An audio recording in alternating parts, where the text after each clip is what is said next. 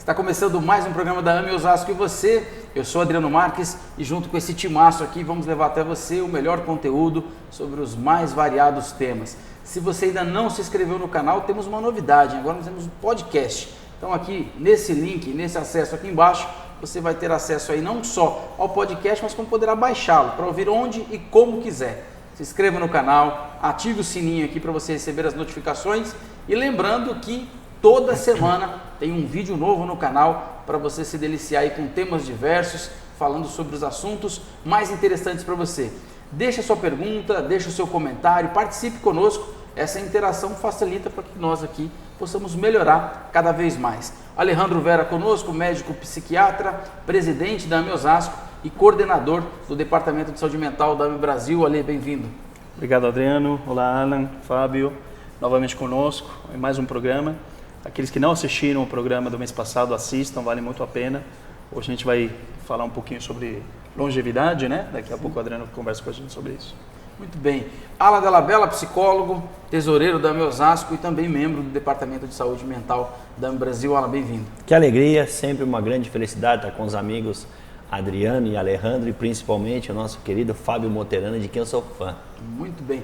Alan, rapidinho, nós estamos aonde? O ambiente aqui é novo, sofá novo. Aqui na Clínica Ânimos, no salão de palestras aqui da nossa clínica. Quem quiser conhecer mais, www.clinicaanimos.com.br. Conosco também Fábio Moterani, juiz de trabalho. Fábio, bem-vindo mais uma vez. Muito obrigado, é um prazer estar aqui. Muito bom. Como é que está a grande Jundiaí? Tá ótimo, tá? Clima muito agradável. Muito bem. Pessoal, nós vamos falar sobre longevidade. Então, para você que está nos acompanhando, preste atenção aí, como é que faz para ficar velhinho, para chegar às idades mais avançadas? O Fábio vai dar toda a dica para nós aqui. É isso, Fábio, ou não? Não, a gente vai lidar com a questão espiritual mesmo, que é mais fácil. Fábio, décadas passadas, séculos passados, vivíamos menos, trabalhávamos menos ou trabalhávamos mais. Aí eu vou deixar por sua conta aí. Como é que isso aumentou? Como é que é entender essa longevidade, mas não só na questão do campo material, do físico, essa questão espiritual também? É assim, se a gente for fazer um estudo da história da humanidade, a gente evoluiu bastante do ponto de vista da alimentação. Inclusive, a gente pensa na questão dos romanos, que os gladiadores fortes, era muito difícil comer proteína na época, né? Não tinha carne, é uma comida muito pobre, então assim, as pessoas tinham uma estatura menor.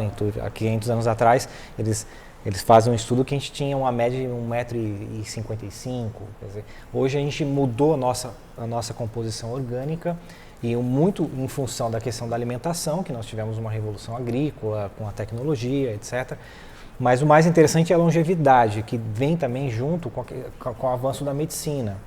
E há um século atrás, quem pensava em viver até 80 anos era uma coisa extraordinária. Ninguém vivia até 80 anos, com algumas exceções. E hoje nós já estamos lidando com pessoas que chegam a 100 anos e há quem diga e defenda que já nasceu a pessoa que vai chegar a 120, talvez 140 anos. Como isso vai se proceder, não me parece que nada é impossível, uma vez que já está se cogitando até de ter órgãos artificiais, né, para transplante. Você tem o que a gente chama do ciborgue, que nos anos 80 era tão assim em voga da ficção científica, hoje parece que é uma coisa mais real. A medicina com relação à medicação, as prevenções por meio de vacina, isso faz com que a gente tenha uma longevidade de vida, uma explosão demográfica em função disso e os desafios sociais que decorrem de tudo isso. E algo que o Espiritismo, quando veio ser codificado com Kardec, não tinha esse problema. A gente vivia com 1 bilhão e 200 milhões de habitantes. Na época, hoje a gente tem 8 bilhões e vamos chegar a 11 bilhões no final do século. A projeção é essa, 11 bilhões e algo mais que isso. Então, assim, qual é o nosso desafio? Para viver mais e assim, com tanta gente no planeta. O desafio, sob o meu ponto de vista, além da questão orgânica, de você ter uma plenitude orgânica, uma longevidade boa, porque não adianta chegar aos 120 anos e dar trabalho a partir dos 80, né? Quer dizer, não conseguir ter uma autonomia orgânica a partir dos 80, porque você, no final, você não está vivendo plenamente, você está dependendo de outras pessoas para viver. A questão é como você vai ter essa longevidade com qualidade. E eu acho que a resposta, aí o Alan e o Alejandro podem falar melhor, está na mente, está na questão de você desenvolver a mente por uma questão mais produtiva, voltado por questões mais produtivas, uma proatividade mental, uma atividade mental mais intensa e, penso eu, voltado também para a questão do espírito. Eu falo como um espírita, né? Ô Alan, pegando o gancho do que ele falou aqui, eu não consigo não fazer uma piadinha. Mas o nego já é chato com 50, 140. Como é que aguenta esse cidadão, Alan? Como é que vai ser? Tem sido um ambiente de reflexão, pensar na longevidade, principalmente porque nós perdemos a cereja do bolo, que é a juventude, perdemos do ponto de vista matemático, né? A gente vivendo mais traz a juventude a um tempo menor de existência. Se a gente considerar a partir da maioridade, a pessoa entra nessa juventude que dura hoje até uns seus 30 anos de idade, 12 para 120 é diferente de 12 para 60, e aí entra o problema da saúde mental, porque a gente tem que organizar as nossas escolhas e pautar a nossa felicidade de acordo com a idade que a gente está vivenciando. Nós vemos pessoas com 60, 70 anos de idade que estão deprimidas ou estão melancólicas porque perderam muito daquilo que era a felicidade para ela, sobretudo no que está fora dela, né? Inclusive o corpo. A pessoa não responde mais organicamente aquilo que ela gostaria de fazer e adoece. E de fato a mente é a porta de entrada para a saúde mental daquele que vai viver mais. Porque através, a gente sabe que vai somatizando, né? Através da mente, um pouco mais pessimista, com ideais assim muito do ponto de vista material. Sim. Acaba abrindo campo de vibração para a instalação de doença que vem, ao meu ponto de vista, corrigir a mente que está viciada, está muito circunscrita num lugar só. Circula muito num ponto de vista só. Alan e Fábio, vou tentar juntar a resposta dos dois aí. Longevidade e consumismo. Vivendo mais e consumir mais. Você fala de que no final do século 11 bilhões. Não vai ter mais nada para comer, negão. Como é que a gente faz com isso aí? Então, isso aí era uma questão também de séculos passados e alguns defendiam que o planeta não se sustentava mais, que nós íamos ter fome, que o pobre precisava ter um controle de natalidade. Inclusive a classe aristocrática dizia muito isso. Malthus, quem puder pesquisar, também tratava muito sobre esse tema. A questão é que tivemos evoluções na questão agrícola, na alimentação, etc.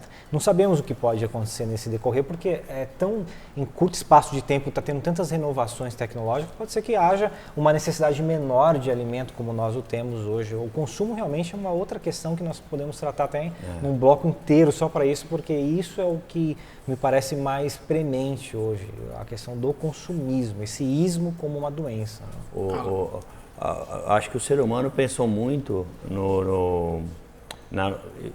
olhar para a longevidade, pensar naquilo que é consumido por esse público de uma forma degenerativa.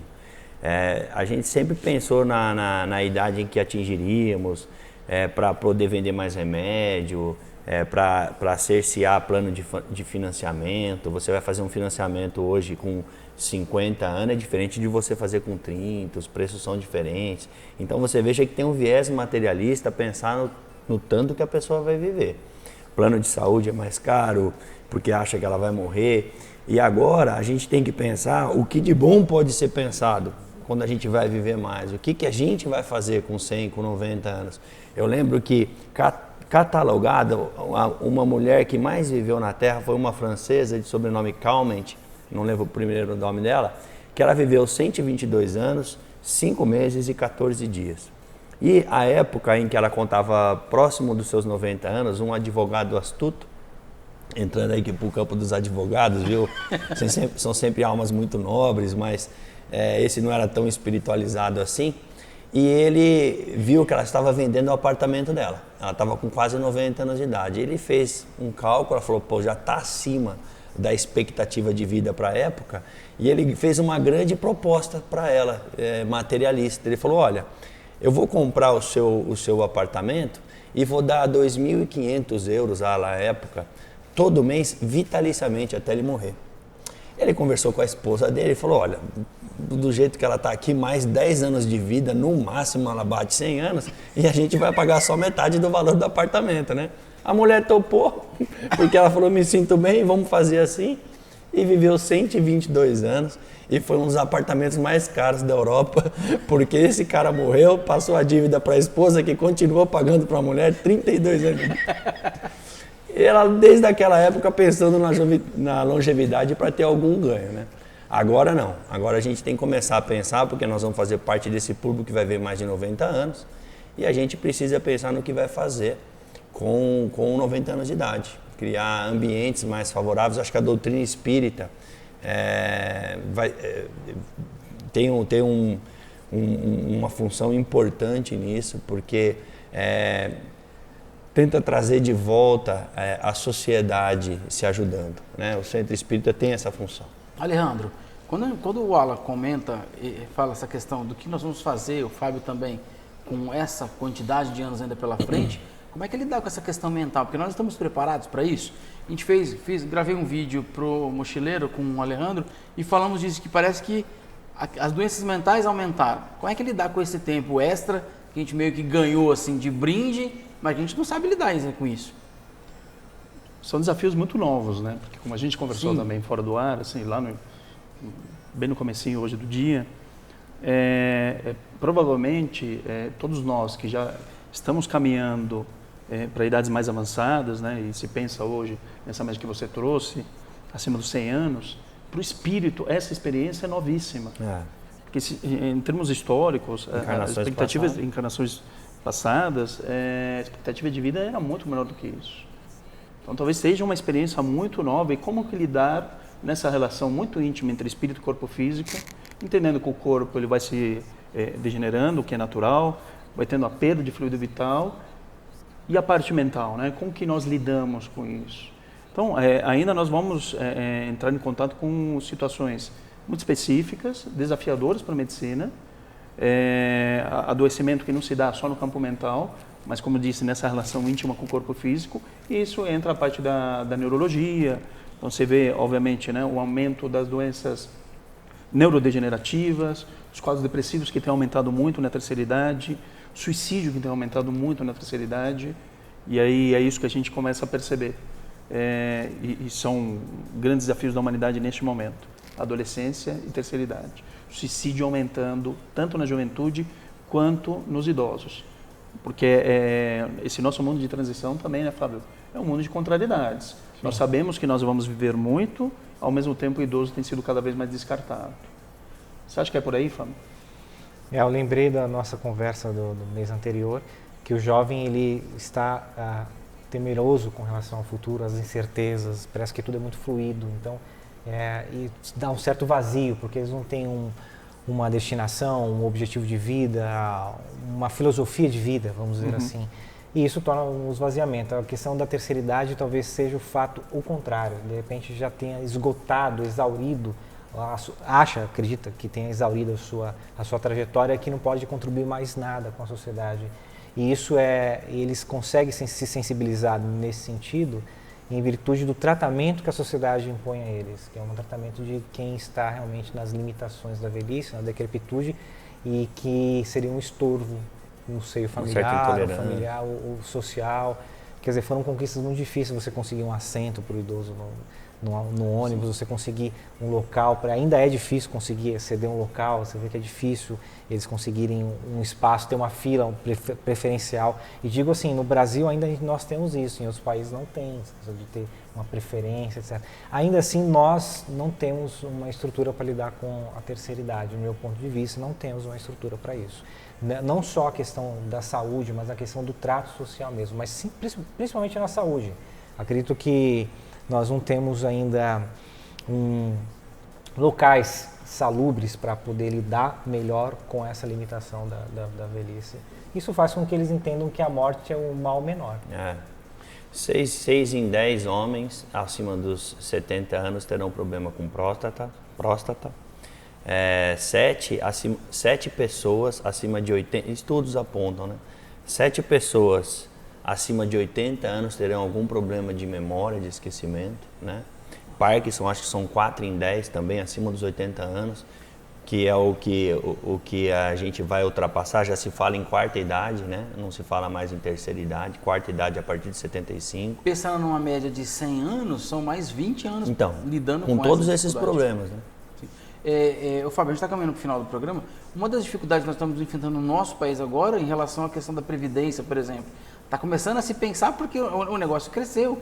Quer dizer, a produtividade é maior também, né? Quer dizer, a ideia de se aposentar mais tarde é porque a gente pode produzir mais também. E que uma parte da população não entende isso porque vem de uma geração de que, olha, com certa idade eu paro porque eu não vou aguentar trabalhar mais, né? Esse pensamento precisa ser mudado também. É assim, eu me deparo, eu convivo com pessoas que se aposentaram com 48 anos, 50 anos. E de fato ela teria muito ainda a contribuir para a sociedade, bastante.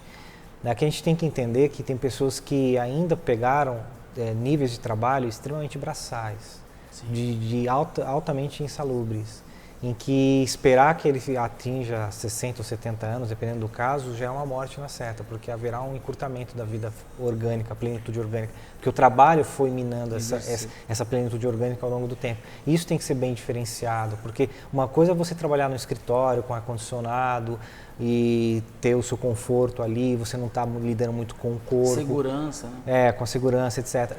Isso aí você consegue realmente projetar um pouquinho mais para frente.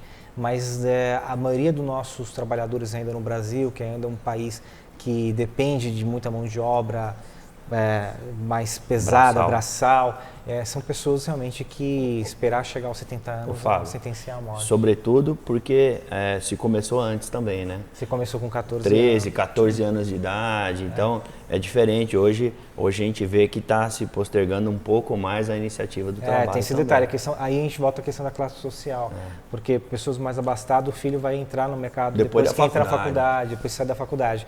Ao passo que a pessoa mais necessitada começa às vezes até com 10 anos, porque é uma questão de necessidade mesmo, não é uma questão de escolha. Pessoal, ficamos por aqui, esse bate-papo continua, vamos falar de outros assuntos também. Fábio, mais uma vez, muito obrigado. Eu agradeço. Alejandro. Obrigado, Adriano. Obrigado, Fábio, Alan. Até o próximo bloco, na próxima semana. Alan. Até semana que vem. Pessoal, agradecer ao Carlos que nos ajuda. Lembrar que aqui embaixo tem as informações do nosso podcast. Acesse e baixe e ouça onde e como quiser. Um grande abraço, até a semana que vem.